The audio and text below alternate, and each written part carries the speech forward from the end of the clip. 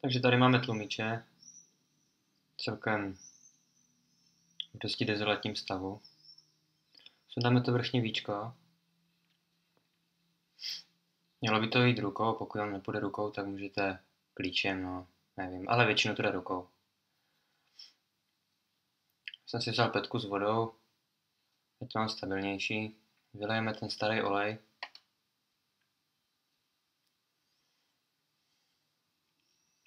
Vytlačíme ten tlumič, on ještě vytlačí nějaký ten olej, co tam je.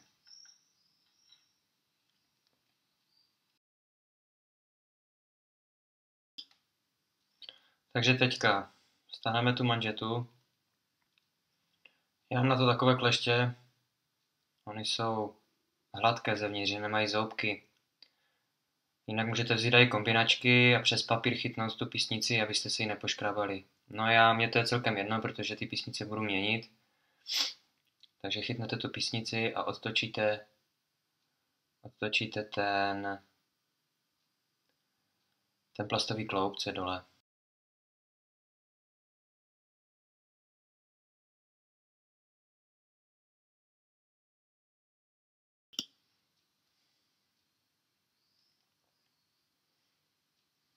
Sundáme manžetu, já už mám na vyhození, ona je dost taková potrhaná.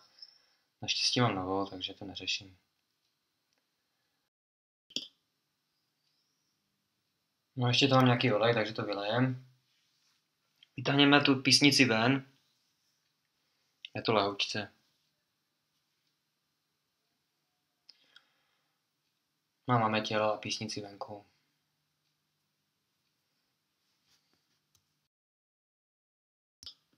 Takže vevnitř je taková malinká ta segerička. Z jedné strany je vystouplá. Nožem ji jemně zatlačit, jde to dost blbě. Ona vyskočí kousíček. Je to fakt dost pitomně, no. To asi nebude vidět na kameře. Mám blíž. Moc vidět to není. Teď je tak napůl vyskočená.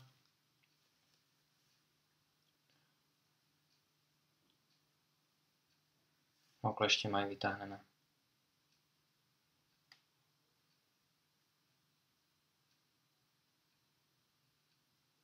Někde mi odletěla. Tak. Vevnitř je plastový kroužek hrubší.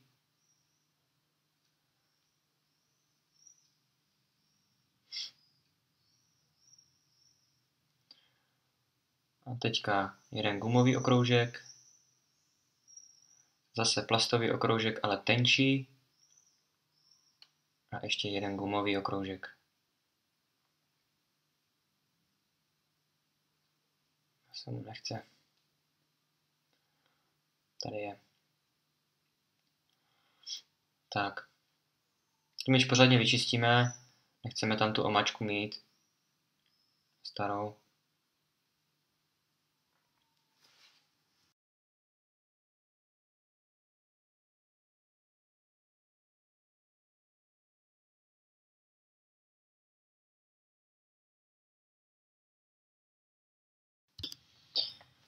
Tak dále.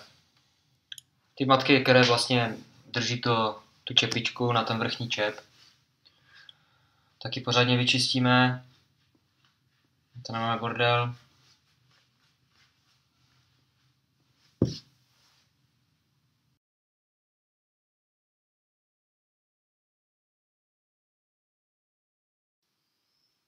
To je vlastně to víčko. Taky bývá docela dost mastné zevnitř.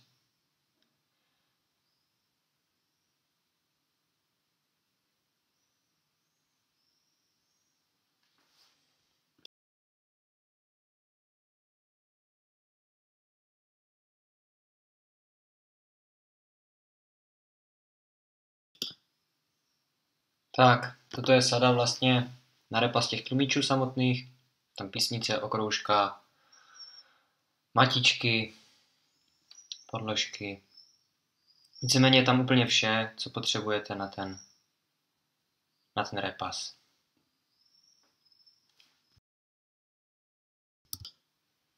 Tak, já si to rozstřídím na jeden, na druhý tlumič. Jsou tam i nové ty segerky, takže je můžete bez problému zničit, jak to rozeberete. Protože tam jsou dvě nové.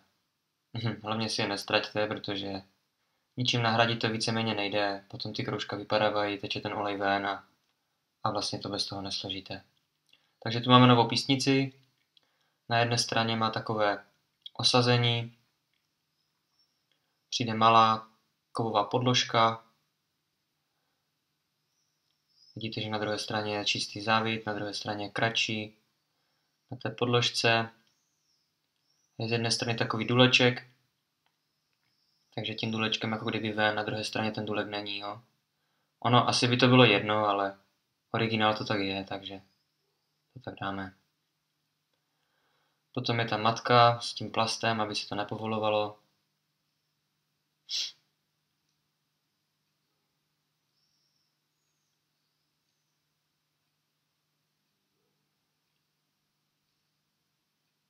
Já si to chytnu zase těma kleštěma. Jak říkám, můžete použít i kombinačky, ale přes papír to chytněte, ať vám si nepoškrábete tu písnici, protože pak vám to zničí ty okroužka a včije ten olej z toho ven. Takže víceméně to nefunguje ten tlumič, no, budete to dělat znova.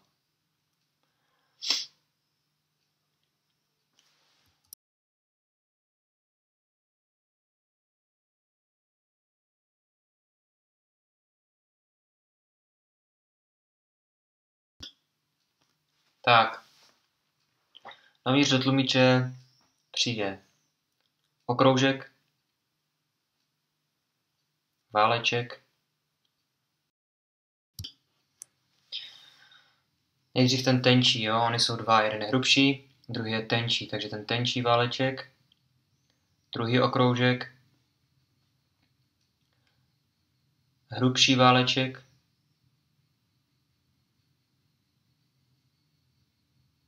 a segerka. Dobře si to zamačkněte, ať to je vlastně pod tou drážkou té segerky.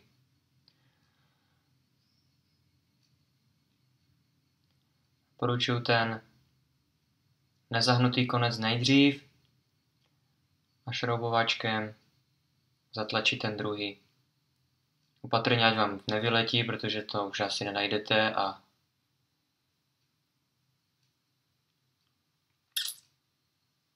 je to tam.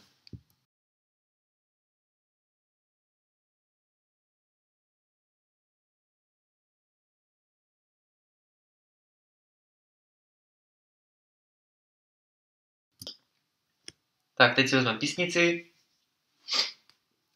strčíme ji dovnitř.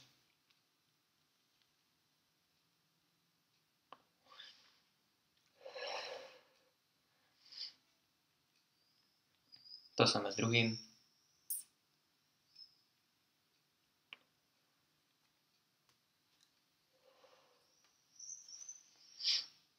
Doporučuji nějaký stojánek, musí to být na stojato.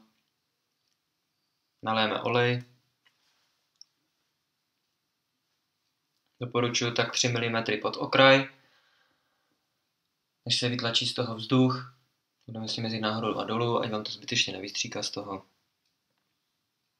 A teďka pomalu zatlačit písnici. Uvidíte takové malinké bublinky.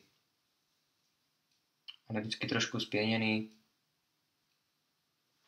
Se s tlumičem dolů. Nechat to potom chvilku odstát a vidíte, že to je takové spěněné. Ten vzduch je hodně nežádoucí, my ho tam nechceme, pak to špatně chodí. Tak, teď si nachystáme ty víčka. Zastrčíme dovnitř jenom.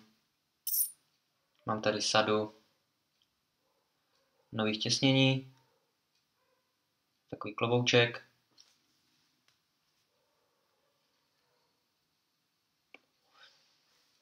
Strčíme do toho víčka, tak aby ten klobouček tečel ven. Opatrně ho zatlačíme na těch krajích, aby se nestřihlo o závit, jak se to bude zavírat.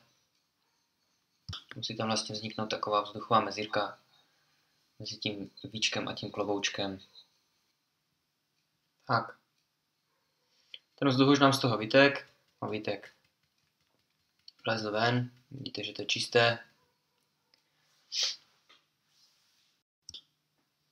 No. Já si naschystám druhý tlumič. Už si ho naleju. Asi ty 3 mm pod okraj. A uděláme to samé jako s tím prvním. Necháme odstát, pohybujeme s ním a mezi tím zkompletujeme ten první.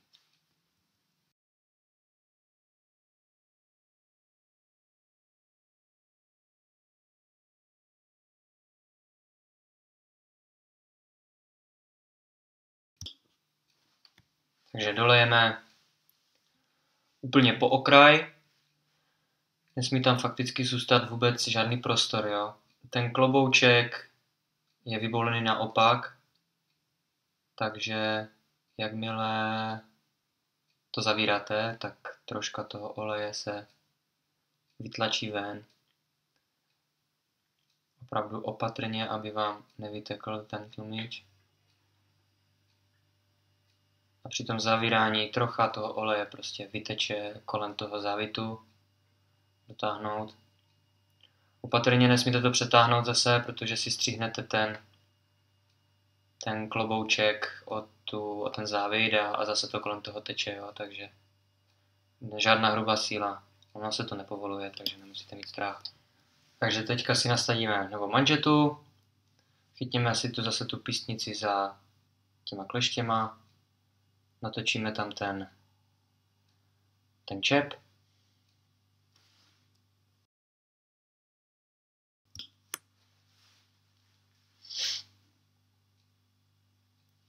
Přetáhneme manžetu přes ten čep, přes okraj.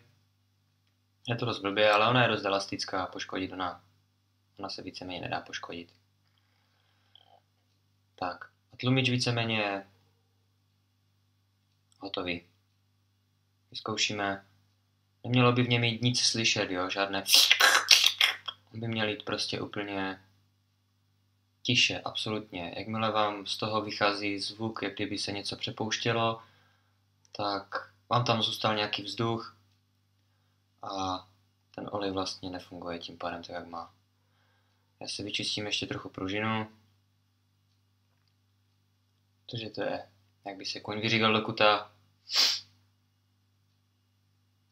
No.